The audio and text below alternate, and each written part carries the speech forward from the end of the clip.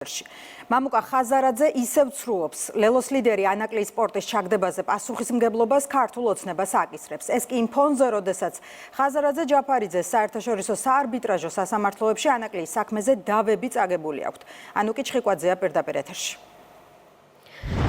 პარიზისა და ვაშინგტონის არბიტრაჟის შემდეგ მამუკა ხაზარაძესა და მის თანაპარტიელებს კვლავ ყოფნით გამბედაობა, რომ ანაკლის სპორტის პროექტის ჩაგდება ხელისუფლებას დააბრალონ. საკუთარი შეცდომების თავიდან არიდების მიზნით თქვეს ისიც, რომ საერთაშორისო სასამართლოების საქმეს სრულიად სხვა ჭრილში განიხილავდნენ მმართველი გუნდის წარმომადგენლებს, მსგავსი ბრალდებები პარტიიდან, რომლის ხელმძღვანელებიც არაერთხელ არიან თაღლითობაში ბრალდებულები და გამოაშკარავებულებიც არ უკვირთ საქართველოს ხელისუფლების მართლე უკვე სამი სასამართლოს მიერ დამტკიც და კერძოდ ის, რომ ხელისუფლებამ ყველანაირი წინაპირობა შეუქმნა ხაზარაძეს იმისათვის, რათა ანაკლის სპორტი აშენებულიყო, თუმცა ინვესტორის მოზიდვა თავად ვერ შეძლეს, წაგებულ საქმეს კი ახლა საკუთარი პოლიტიკური მიზნებისთვის იყენებენ.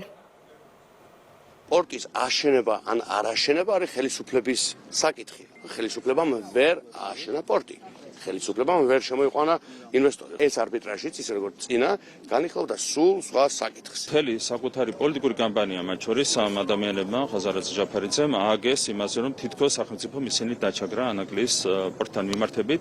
მაშინ, როდესაც სახელმწიფო თავიდან ბოლომდე ხელს უწყობდა ამ პროექტის განხორციელებას, კონსტიტუციაშიც კი შევუტანეთ ჩანაწერი ანაკლიასთან დაკავშირებით იმისათვის, რომ მათი მხრიდან უზრუნველყოფილიყო ინვესტიციების მოზიდვა, თუმცა ამ ხელშეწყობის მიუხედავად მათ ვერ მოიზიდეს ინვესტიციები და მთლიანად ჩააგდეს ეს პროექტი. და ეს ყველაფერი საბოლოოდ დაადასტურა საერთაშორისო არბიტრაჟმა. ასე დროს, როდესაც ჯიუტად მაინც იმეორებ სხვა რამეს, რა თქმა უნდა, გასაგებია რა არის მათი мотиваცია, სიცრუე არის მათი როგორც პოლიტიკური, ასევე ბიზნეს საქმიანობის ერთ-ერთი შტრიხი. ადამიანი არის საერთაშორისო დონეზე დადასტურებული თაღლით. მისი თაღლითობა დადასტურდა ქართულ სასამართლოში, პარიზის არბიტრაჟში და ვაშინგტონის არბიტრაჟში. სამ ადგილას დადასტურდა მისი თაღლითობა.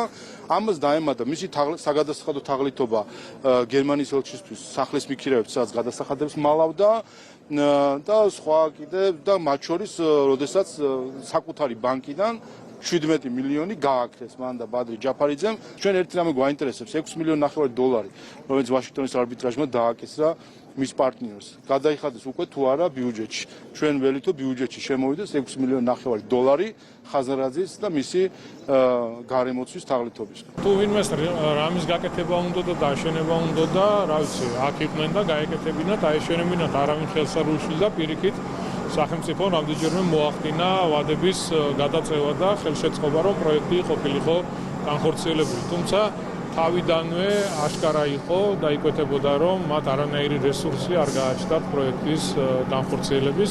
სახელმწიფო, რა თქმა უნდა, მოიქცა სორად, იხელმძღვანელა ქვეყნის და ხალხის ინტერესებიდან გამომდინარე და იგივე სასამართლო და არბიტრაჟი ამბობს იგივეს. როგორი თაღლითური პროცესებითაც მოვიდა, როგორც გამოჩნდა, რომ რეალურად ეს ადამიანი და მთელი ეს პოლიტიკური პარტია, რომელიც მათ შექმნა და მართავს, ეს ჩვეულებრივი თაღლითების ჯგუფი. ამიტომ სულ რომ მამაზეციერი მოვიდეს ამ ქვეყნად, ისინი მაინც ჩათვლიან, რომ ანაკლია არის ხელისუფლების შეცდომა. ქართულმა სასამართლოებმა და საერთაშორისო არბიტრაჟებმა დაადასტურეს ყველა ფორმით, ყველა კუთხით, ყველა მხრიდან, რომ თუ კი ვინმეს ევალებოდა ამ ანაკლის სპორტის აშენება და არ შეასრულა თავისი ვალდებულებები, იყო სწორედ ხაზარაძე, ჯაფარიძე და მათი კონსორციუმი, რომელიც ჰქონდათ მათ შექმნილი.